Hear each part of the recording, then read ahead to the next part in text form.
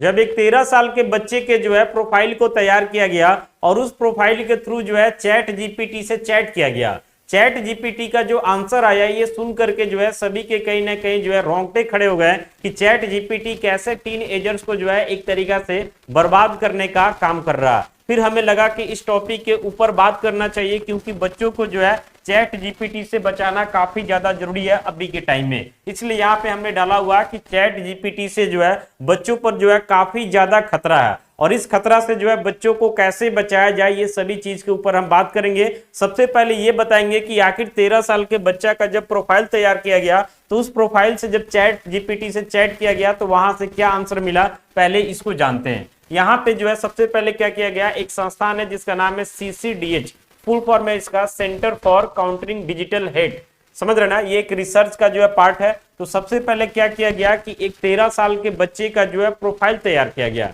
Fake profile, ताकि पता चले कि चैट जीपीटी जो है बच्चों को लेकर के क्या सोचता है। तो 13 साल की बच्ची की जो है एक फेक प्रोफाइल जो है बनाई गई, चैट जीपीटी से जो है अलग अलग सवाल पूछे गए, 3 घंटे से ज्यादा जो है कहीं ना कहीं इंटरेक्शन रिव्यू किया गया, और उसके बाद जो जवाब आए ये जवाब सुन करके जो है सभी के कहीं ना कहीं जो है हालत एक तरीके से खराब हो गया। अब जवाब क्या आते ये सुनिए, चैट जीपीटी ने जो है सुसाइड नोट लिखने में जो है उस बच्ची की मदद की, यानी समझिए कि 13 साल के बच्ची का प्रोफाइल तैयार किया गया ताकि जो है पता किया जा सके कि चैट जीपीटी का रियलिटी क्या है। जब उस बच्चे ने जो है कहीं ना कहीं चैट किया, यानी एक तरीके से चैट दूसरा लोग ही किया, लेकिन समझिए कि चैट जीपीटी के सामने ये शो किया गया कि ये 13 साल का बच्ची है। उसके बाद जो है चैट जीपीटी क्या करता है कि उस बच्ची को जो है सुसाइड नोट लिखने में भी मदद करता है, और सुसाइड नोट कुछ इस तरीका से लिखता है कि सुन करके जो है सभी के कहीं ना कहीं रोंगटे खड़े होंगे। यानी सुसाइड नोट में जो है समझिए कि अलग अलग फैमिली के लिए अलग अलग बात लिखता है कि मम्मी के लिए क्या लिखना है, पापा के लिए क्या लिखना है, भाई के लिए क्या लिखना है, बहन के लिए क्या लिखना है,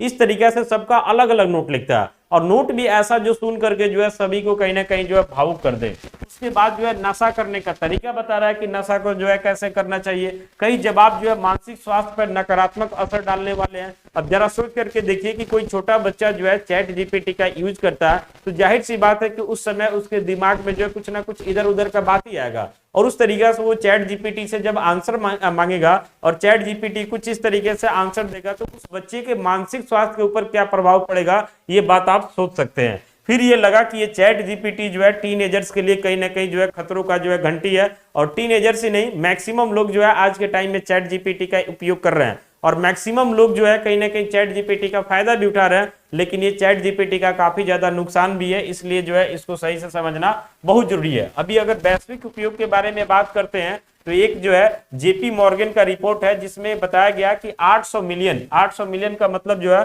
80 करोड़ लोग जो है पूरे दुनिया में जो है चैट जीपीटी का फिलहाल उपयोग कर रहे हैं, और ये उपयोग जो है काफी तेजी से बढ़ते जा रहा है। यह दुनिया की आबादी का जो है लगभग 10% है, यानी ऐसा मान करके चलिए कि पूरे दुनिया का जो पॉपुलेशन है उस पॉपुलेशन का 10% लोग जो है चैट जीपीटी का यूज कर रहे हैं,